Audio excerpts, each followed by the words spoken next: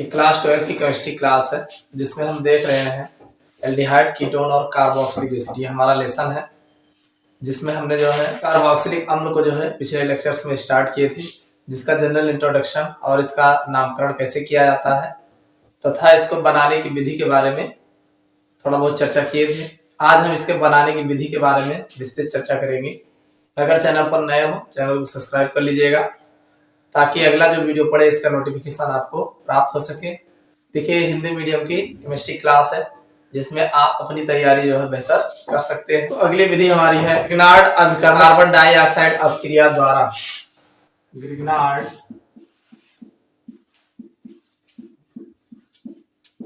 अभिकर्मक की carbon dioxide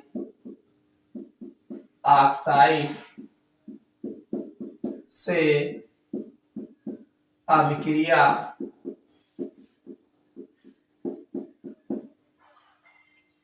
द्वारा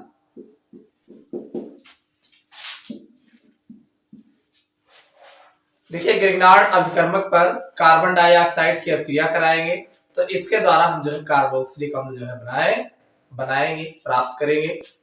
तो देखिए, ग्रिग्नार्ड अभिकर्मक का जो फार्मूला होता है आप जानते हैं RMgX होता है और कार्बन डाइऑक्साइड जो होता है ये होता है CO2।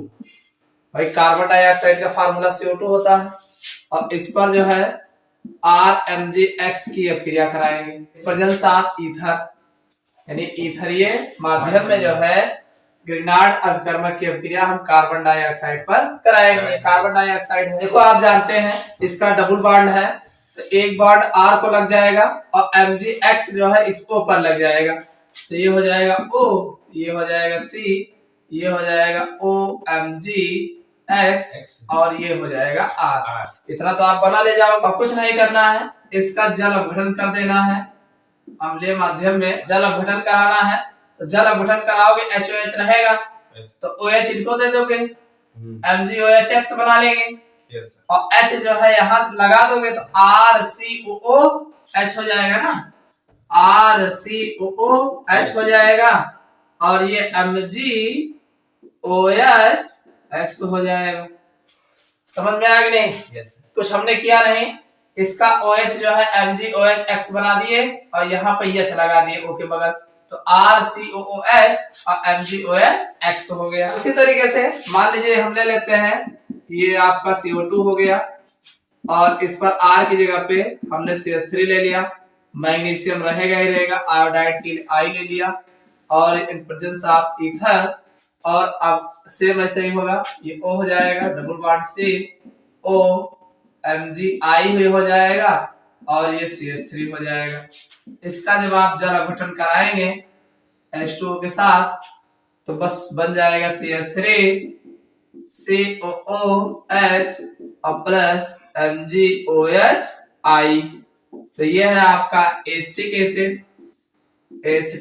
एसिड और ये आपका है magnesium hydroxyl iodide. Magnesium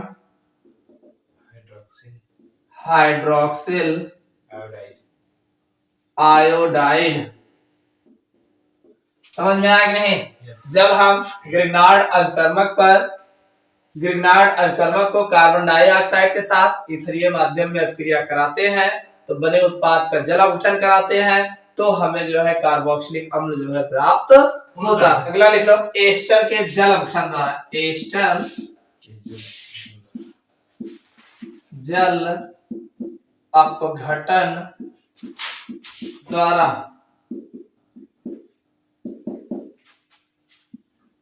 hydrolysis of Easter bye hydrolysis of Easter के जल अपघटन द्वारा। देखो, ईस्टर का फार्मूला आपको पता है RCOOR- होता है, ठीक? और जल अपघटन कराओगे मींस H2O डालोगे, ठीक? और कब डालोगे? H2SO4 की उपस्थिति में गर्म करेंगे। कितना बात समझ में आया? Yes sir. ईस्टर है, ये है ईस्टर में जो है H2O जल अपघटन कराएंगे, इन प्रेजेंस ऑफ H2SO4 की उपस्थिति में गर्म करेंगे। तो आप जानते हैं ये ईस्टर है RCOOR कहीं ना कहीं तो तोड़ोगे इसको। Yes sir. मान लीजिए ऐसे तोड़ोगे ऐसे, और ये HOH है, इसको भी H प्लस चार, देखो ये नेगेटिव बनेगा या पॉजिटिव बनेगा, भाई COO नेगेटिव चार्ज होता है, और R फिर पॉजिटिव बनेगा, और यहाँ OH जानते हो नेगेटिव होगा या पॉजिटिव होगा, ठीक। तो इसका पॉजिटिव इसका नेगेटिव, और इसका पॉजिटिव इसका नेगेटिव, तो RCOOH हो जाएगा, RCOOH और प्लस ROH, तो ये आपका हो जाएगा कार्बोक्सिलिक अम्ल है, ये कार्बोक्सिलिक एसिड हो जाएगा, और ये आपका अल्कोहल हो जाएगा। समझ में आया कि नहीं? दूसरा देख लेते हैं, जैसे मान लीजिए CH3COO C2H5 आपने ले लिया, इसका आप जल अपघटन कराओगे इन प्रेजेंस ऑफ H2SO4 के साथ गर्म कर दोगे, तो वही होगा, यहां से ब्रेक करोगे इसको, इसमें भी ब्रेक करोगे, तो CH3COOH हो जाएगा। Yes sir. CH3COOH हो जाएगा, और साथ में C2H5OH हो जाएगा, तो ये आपका एसिटिक एसिड हो गया। Yes sir. एसिटिक एसिड, और ये आपका एथिल अल्कोहल हो गया। तो जब कहने का मतलब, जब हम एस्टर को सल्फ्यूरिक अम्ल की उपस्थिति में जल अपघटन कराते हैं, तो हमें कार्बोक्सिलिक अम्ल जो है प्राप्त होता है। यह है एथिल एसीटेट, एथिल एसीटेट, जो कि एक प्रकार का एस्टर है, ठीक। कर लो, तो अगली हेडिंग डाल लो, अम्ल एमाइडो द्वारा, ठीक है, अम्ल एमाइडो के जल अपघटन द्वारा bye hydrolysis of acid amide, bye hydrolysis of acid amide, अम्ल एमाइडो के जल अपघटन द्वारा। देखो अम्ल एमाइड, एमाइड कह रहा है NH2 होगा, अम्ल कह रहा है RCONH2, ये आपका फार्मूला होगा। अम्ल एमाइड का जो फार्मूला होता है, अम्ल एमाइड का जो फार्मूला होता है RCONH2 होता है, ठीक। यस। इसका आप जल अपघटन कराओगे, H2O डालोगे, इन प्रेजेंस ऑफ खनिज अम्ल, देखो खनिज अम्ल कहा जाए तो HCl ज्यादा यूज होता है, ठीक है, HCl ही यूज होगा, ठीक।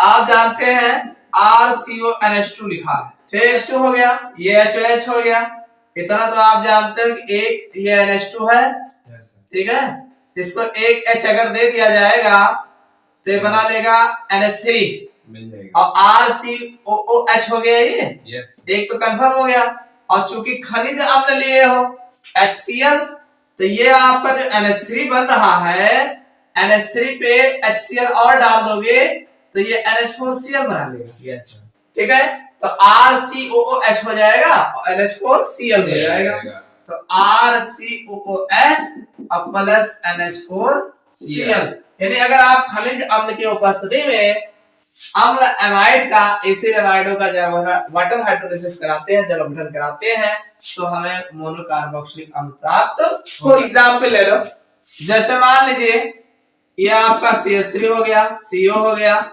NH2 हो गया, ठीक। इस पर आप जल अपघटन कराओगे HCl, देखिए वही होगा कि इसमें का OH जो है यहाँ लग जाएगा, तो बन जाएगा CH3 COOH और प्लस, और इधर वाला हो जाएगा NH4Cl, इसका नाम है एसिटामाइड, एसिटामाइड इसका नाम होगा, और ये आपका एसिटिक एसिड है, ये है एसिटिक एसिड, और ये अमोनियम क्लोराइड, अमोनियम क्लोराइड। तो जब हम अम्ल एमाइडो का HCl खनिज अम्ल की उपस्थिति में जल अपघटन कराते हैं, तो मोनोकार्बोक्सिलिक अम्ल प्राप्त होता है। अगला है अम्ल हैलाइडो के जल अपघटन द्वारा अम्ल हैलाइडों के जल अपघटन द्वारा। तो अम्ल हैलाइड का जो फार्मूला होता है अम्ल RCOCl, ये अम्ल हैलाइड है, अम्ल क्लोराइड, अम्ल क्लोराइड बोला जाता है। ठीक, इसका आप जल अपघटन कराओगे मीन्स H2O डालोगे, ठीक, गर्म कर दोगे, पानी डाल के गर्म कर देना। तो आप जानते हैं RCOCl लिखा है, RCOCl, और इस पर जब आप HOH डालोगे तो H पॉजिटिव और Cl नेगेटिव निकल जाएगा, बचा क्या RCOH। तो ये आपका बन जाएगा RCOOH प्लस HCl, ये आपका कार्बोक्सिलिक अम्ल ही तो है। Carboxylic acid. जैसे एस्टिल क्लोराइड, एस्टिल क्लोराइड का फार्मूला है CH3COCl, और ये आपका HCl है, ये एस्टिल क्लोराइड, एस्टिल क्लोराइड। और इसको जब आप गर्म करोगे तो ये बन जाएगा CH3COOH और प्लस HCl, ये एस्टिक एसिड बनेगा, एस्टिक एसिड।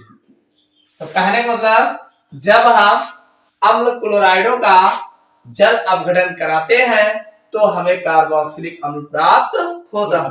तो ये तो थे संतृप्त मोनोकार्बोक्सिलिक अम्ल बनाने की कुछ सामान्य विधियां थी। अब इसके हम भौतिक एवं रासायनिक गुणों का उल्लेख करेंगे। इनके कुछ भौतिक गुण देख लेते हैं, हेडिंग डाल लो, भौतिक गुण। भौतिक गुण, फिजिकल प्रॉपर्टी।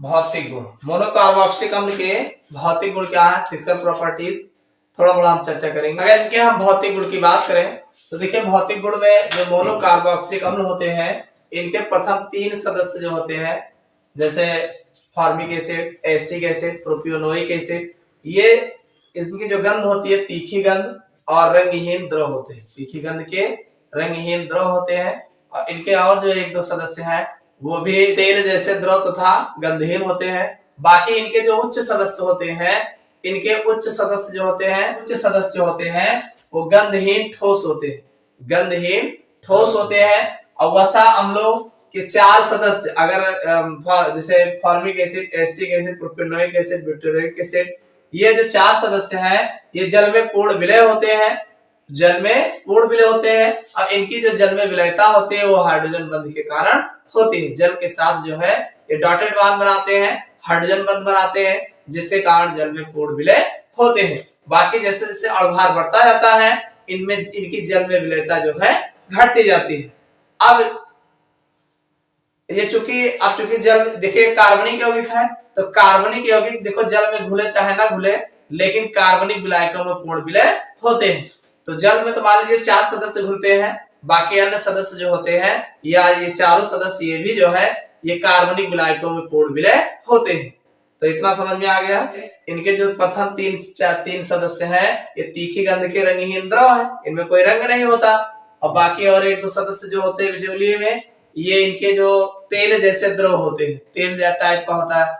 और उच्च सदस्य जो होते हैं ये जो है गंधहीन ठोस होते हैं। भाई तीखी गंध होगा कम वाले का, उसके बाद फिर जो है गंधहीन ठोस के रूप में भी पाए जाते हैं। और वसा अम्ल जल में जो है 4 सदस्य जल में पूर्ण विलय होते हैं, बाकी कार्बनिक विलायकों में सबके सब विलय होते हैं। हेडिंग डाल लो, रासायनिक गुण। रासायनिक गुण, केमिकल प्रॉपर्टीज। रासायनिक गुण, केमिकल प्रॉपर्टी, ये आप जानते हैं ये RCOOH है, ये तो आपका कार्बोक्सिलिक अम्ल है। Yes sir. देखिए तो एक टाइप की जो पहली टाइप की अपक्रिया मिलेगी, इस कार्बोक्सिलिक अम्ल को अगर आप तोड़ोगे तो RCOO नेगेटिव और H पॉजिटिव, तो इसमें H+ चार्ज आयनित हो रहा है। Yes sir. तो एक टाइप के कार्बोक्सिलिक समूह के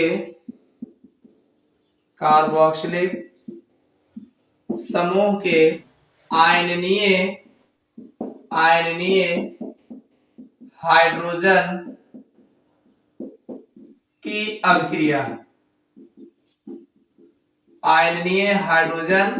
की अभिक्रिया, कितना समझ में आया? भाई एक कुछ अभिक्रियाएं आपको ऐसे मिलेंगी जिसमें हाइड्रोजन जो आयनित हो रहा है इसके रीजन पे होगा। और सुनिए, आप देख रहे हैं RCOOH, तो इसमें एक चीज और देख लीजिए, RCOOH, OH नेगेटिव और RCO पॉजिटिव। तो एक इसमें हाइड्रोक्सिल आयन दिख रहा है, तो इसमें कुछ अभिक्रियाएं मिलेंगी, ये हाइड्रोक्सिल आयन की विस्थापनीय अभिक्रिया मिलेगी। हाइड्रोक्सिल समूह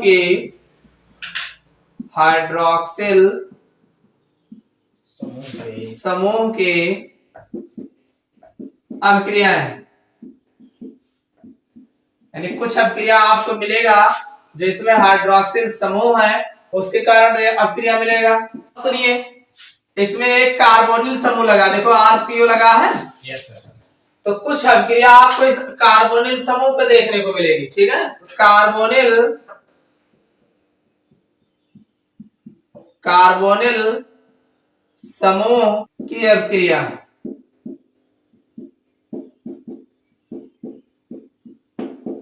इतनी बात समझ में आई? भाई इसमें जो कार्बोनिल समूह लगा है पूरा CO और R मिला के, इससे अभिक्रिया मिलेगी। और सुनिए, कुछ अभिक्रिया आपको ये एल्किल जो लगा है R जो लगा है, इस R के कारण अभिक्रियाएं देखने को मिलेगी। तो अगला हो जाएगा एल्किल समूह की अभिक्रिया,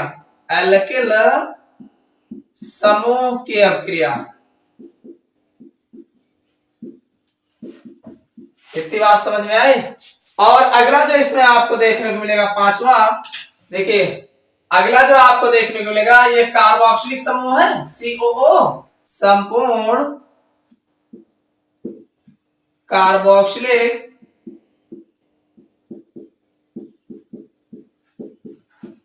समूह की अभिक्रिया।